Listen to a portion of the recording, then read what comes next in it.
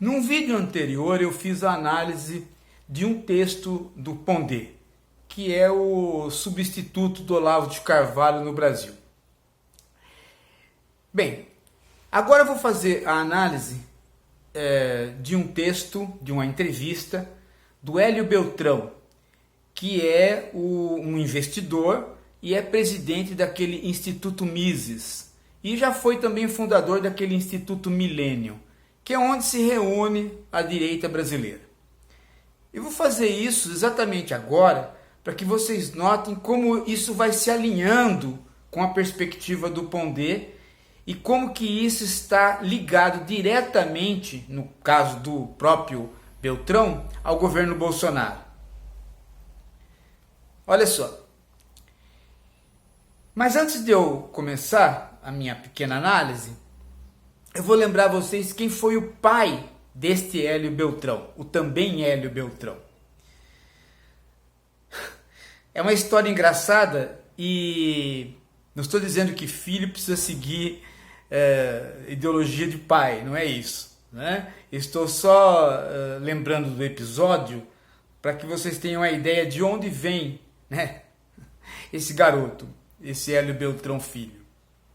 O pai dele, o Hélio Beltrão, foi ministro do governo Figueiredo, e, portanto, um serviçal da ditadura militar. Mas o mais engraçado não é ele, que é liberal, né, vir dessa tradição de servir a ditadura militar, de um pai servir a ditadura militar. O engraçado é no que é que o pai serviu na ditadura militar. Ele foi ministro do governo Figueiredo, chamado Ministro para a Desburocratização. Sim, o governo Figueiredo tinha um ímpeto, como toda ditadura militar, de vez em quando aparecia um liberal, um economista liberal dentro do governo autoritário, sempre aparecia um economista liberal. E o Hélio Beltrão fazia parte desse economista liberal. E ele foi para o Ministério da Desburocratização. Quer dizer, o governo estava muito burocratizado, a ditadura tinha feito crescer o Estado, era preciso agora, nos estertores da ditadura, né, ter um Estado mínimo, olha só a ideia, e tinha que desburocratizar. Mesma conversa de agora. O Bolsonaro vive falando em desburocratização. Então, mas aí o interessante foi isso, né? Criou-se um ministério para desburocratizar. E aí, além do seu Hélio Beltrão virar ministro e, portanto, chefe de uma nova burocracia, esse Ministério da Desburocratização foi um ministério dos mais burocráticos possíveis, porque tudo que você ia, além dele ser ele próprio um lugar de burocracia, né, ou seja, mais um ministério, ele próprio, tudo que você ia fazer lá, né, no sentido de pedir alguma coisa para desburocratizar qualquer instância, né, tinha um caminho a ser percorrido que no mínimo batia 25 carimbos em cada folha que você ia pedir para ser atendido em qualquer solicitação. E virou efetivamente uma grande piada. Isso o Ministério obviamente não fez nada, mas serviu aí para o pai desse menino, o Hélio Beltrão pai, ganhar lá o seu salário. Bem, dito isso, vamos então à entrevista do filhinho, né? Olha só.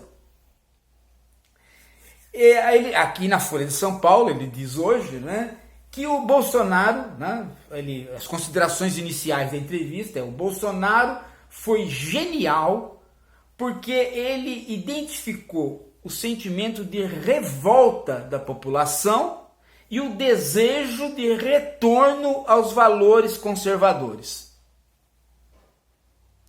Ué, então eu não estou entendendo. O Bolsonaro vai agora ser o candidato que vai levar à frente um programa liberal, como ele vai afirmar depois na entrevista. Mas logo no início ele diz que o Bolsonaro vai satisfazer os interesses da população que quer uma volta conservadora. Então o liberalismo que ele está propondo é sim conservador. Até pouco tempo eles diziam que não, eles diziam que ser liberal no Brasil, o Pondé até disse isso, né? Ser revolucionário hoje no Brasil é ser liberal.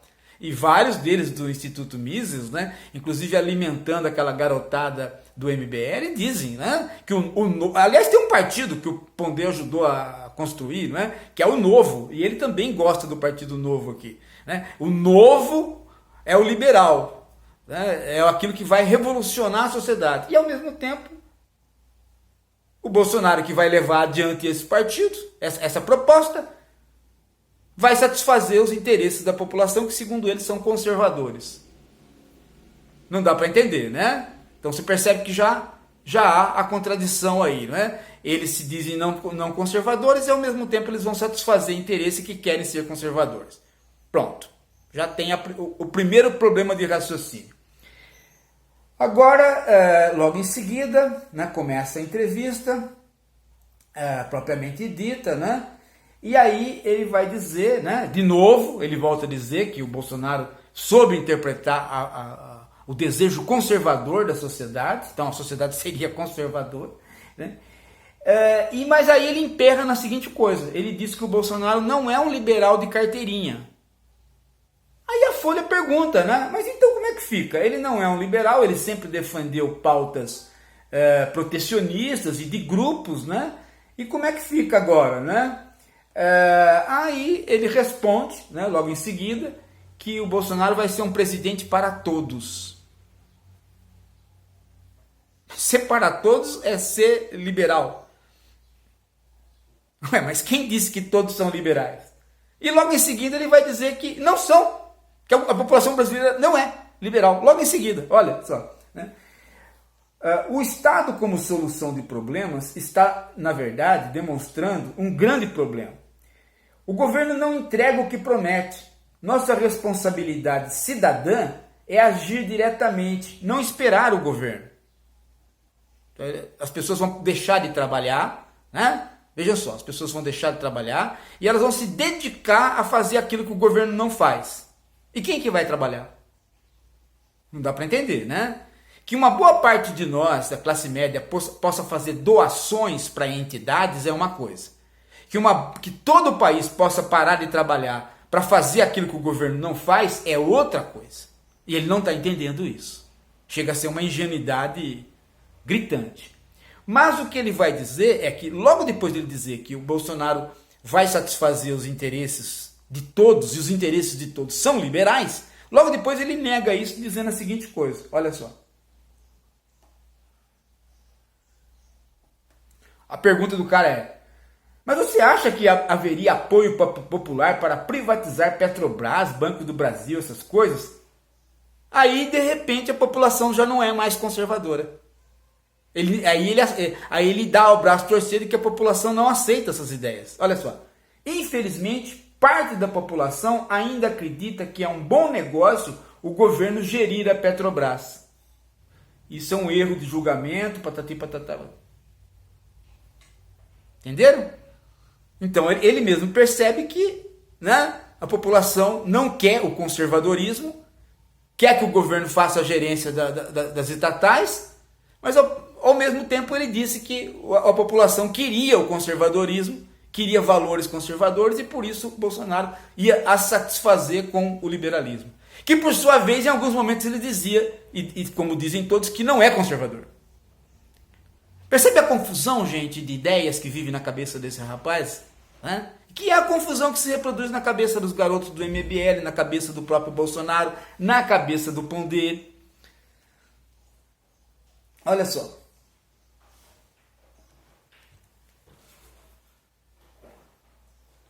Aí o cara pergunta.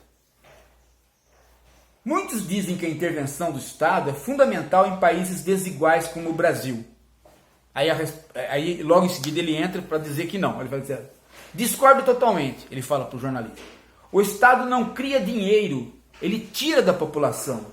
E vai tirar também do pobre. Vai tirar? Vai tirar no governo dele? Ou já tira? Também não fica claro. Né? Aí ele fala assim, eu vejo muito brasileiro pobre com celular, TV, geladeira. Ele vê, né? Ele vê o governo pobre, né? Ele não sabe que isso veio das administrações de esquerda. Ele só não tem o que o governo promete. Saneamento, saúde, educação de qualidade e segurança. Ok, né? Ele fica condenado a uma vida de desigualdade de oportunidades. Ou seja, ele consegue consumir algumas coisas, né? Mas uma parte do serviço público não é feito. Só que ele acabou de dizer lá em cima que o governo não tem que fazer esse serviço público. Quem tem que fazer é a própria população. Então como é que fica? Agora o cara, então, aí o jornalista se irrita um pouco, né, e fala, mas então como resolver os problemas sociais sem a participação do Estado? Aí vejam só a solução do rapaz. Olha a solução do rapaz. É interessante porque ele larga todas as outras e vai direto para a educação. Olha só, né? Eu acho, por exemplo, que o governo não deveria gerir as escolas. Ok, ótimo, o governo não vai gerir as escolas. Poderia alocar as crianças, alocar, olha a ideia dele que ele tem de ser humano, alocar, né? Alocar as crianças da rede municipal que não podem pagar mensalidades em escolas comunitárias geridas por ONGs. As escolas que prestarem um bom serviço receberiam esses alunos e seriam pagas pelo Estado. Ele elimina a rede pública, toda essa rede que a gente tem, elimina, né? Dispensa todo mundo, criam-se várias ONGs para assumir toda essa rede, esse aparato monstruoso, e aí cobra-se. E isso resolve o problema. Mas aí aqueles que não puderem pagar, o Estado entra de novo, após comprando bolsas para as crianças. Não, veja só, eu vou explicar. Veja só, o Estado entrega para ONGs toda a educação. Aí, todo esse aparato vai para a mão de ONGs. ONGs ao bel prazer, porque o Estado para de gerenciar. Aí vai ter gente que não pode pagar essas ONGs. Sabe o que faz? O Estado entra de novo para comprar as vagas das ONGs para que o pobre possa estudar. E, gente, tô te falando sério. Olha, se a gente lê e não acredita que um cara desse tá falando um negócio desse, porque é a deficiência cognitiva programada isso. Aí veja só a ideia do cara. No caso de um diretor de escola pública, quanto pior o trabalho dele, mais verba ele recebe do governo. Isso tem que ser o contrário. No setor privado é o contrário. Gente, se o cara, não é o trabalho do diretor que é ruim, essa escola dele vai ruim, vai mal, ele precisa de mais verba sim. Agora ele diz que não. Se a escola vai mal, aí que tem que tirar a verba. Que é isso que ocorre no setor privado. Não é isso que ocorre no setor privado. Quem tem um conglomerado privado, né, ou fecha de vez a escola quando ela está dando prejuízo, ou vê por que ela está dando prejuízo. E aí incentiva ela, se quiser recuperar o negócio. Não. Vai adiante. Né? Aí o jornalista vira o tom e vai para a questão do autoritarismo do Bolsonaro. E aí fala de 64, né, que o Bolsonaro tem declarações a favor de 64. Aí sabe o que o rapaz faz? Ele pula fora da entrevista, bicho. Olha só, ele sai pela tangente. Ó. Teria que ver as declarações do Bolsonaro em detalhe. Acho que ele muitas vezes se refere ao que aconteceu em 64 e menos ao que aconteceu depois. Esses períodos todos têm que ser analisados separadamente. É como se não houvesse pesquisa, é como se não houvesse livros, é como se não tivesse nada, né? Aí ele fala, 64 havia uma confusão dos diabos. O nome mais certo que ocorreu ali é contragolpe. Pronto, chegamos no Pondé, chegamos na versão da ditadura militar. Não houve um golpe, houve um contragolpe. Ia se dar um golpe comunista e se deu antes um golpe. Já falei 1000 vezes para você. Não tinha golpe comunista articulado nenhum. Nenhum. Não havia golpe do Jango sobre ele próprio, como Vargas fez, também nenhum. Tanto é que quando foi feito o golpe de 64, ninguém reagiu. Nem as forças governamentais do Brizola, nem os comunistas. Primeiro porque os comunistas já estavam na ilegalidade, nem partido tinha. Segundo que o golpe abriu todos os porões que se falavam de tinha armas e não tinha nada organizado. Portanto, foi uma farsa. Isso está em todos os livros, de várias tendências. Não lê, né? Não lê, não sabe da história, não conhece a história, né? E aí fala isso igualzinho ao Pondé, que também não lê e não conhece a história. Vamos em frente. Aí ele chega na questão do porquê que as ideias liberais só agora apareceram. As ideias liberais, ele acha que isso é o liberalismo. Ele acha que isso é o liberalismo. O cara nunca leu John Locke. Mas ele acha que isso é o liberalismo, que o Mises é o liberalismo. Olha só. Em termos sociais, esse Beltrão falando, ó, em termos sociais, de fato, o marxismo cultural venceu. Está na mente das pessoas o marxismo cultural. Ninguém ainda entendeu o que é esse marxismo cultural. Às vezes que a gente vê falar o que é ideologia de gênero, é troca de sexo, é tudo menos marxismo, né? E ele está na mente das pessoas. É interessante, né? O marxismo cultural é defendido pela esquerda, ele está na mente das pessoas. No entanto, a direita ganhou a eleição. Dá para entender? Aí, ó, mas estamos avançando, porque fazemos uma batalha de ideias que nunca houve no país. Não, nunca houve. A disputa entre liberais e conservadores nunca houve. É inédita, é deles agora. E adivinha quem são os heróis dessa luta? Olavo de Carvalho sozinho. E o Instituto Mises, onde ele preside. Foram os primeiros a confrontar o marxismo cultural aqui, porque no mundo todo vai vir uma grande revolução, talvez chefiada pelo Netanyahu e o ditador lá da Hungria. Nossas ideias antes eram consideradas inviáveis. Meu amigo, se ele é um liberal, as ideias dele não são inviáveis, elas são o que construíram o capitalismo e a nossa democracia liberal.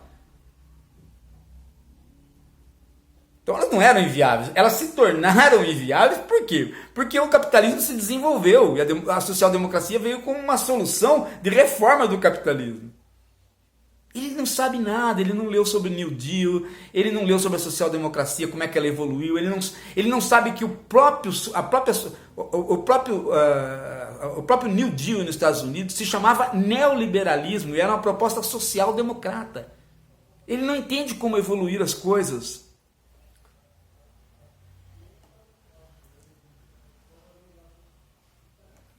Aí ele vai... O repórter pergunta como que o Instituto Mises vai ajudar. Ele fala que tem que estudar a doutrina do Ludwig von Mises, né? E entender de uma vez por todas que só a livre associação das pessoas funciona. Só. Tudo bem, vamos fazer um mundo de livre associação? Vamos, mas de que maneira? Né? Com um governo que nos imponha isso. Ou seja, um governo autoritário que venda as estatais e nos imponha a reunião das pessoas. Ele não sacou que o liberalismo americano é da tradição do americano. Não veio o Estado criar o liberalismo. O liberalismo não pode ser criado pelo Estado. Ele não entendeu isso. Ou seja, você tem um país onde a livre associação é a base da economia, é porque não houve o Estado para ser. Então cresce-se uma tradição liberal. O Brasil não foi assim que se desenvolveu. Então ele quer pelo Estado, ele quer tomar o Estado e autoritariamente, através do Estado, criar as livres associações. Em outras palavras, ele quer criar uma tradição contra o Estado a partir do Estado. Meu Deus do céu, esse rapaz é totalmente confuso. Ele é um pondezinho. Bom, de onde ele segue, né? Olavo de Carvalho. Bem, é basicamente isso, gente. É um conjunto completamente contraditório e maluco de ideias. A entrevista está na Folha, vejam se eu analisei com honestidade e presteza. Se não, vocês se manifestem. Agora também leve em consideração o fato de que eu faço o vídeo dentro de um espaço pequeno de tempo, né? Para que o vídeo não se torne enfadonho. Porque é assim que a gente trabalha com essa mídia aqui. É isso, gente. Dá o like em tudo aí, faz andar e faz rodar essa coisa. Nós estamos na resistência contra a deficiência cognitiva programada, ou seja, contra esse tipo aí de gente, né? E daqui a pouco a gente volta.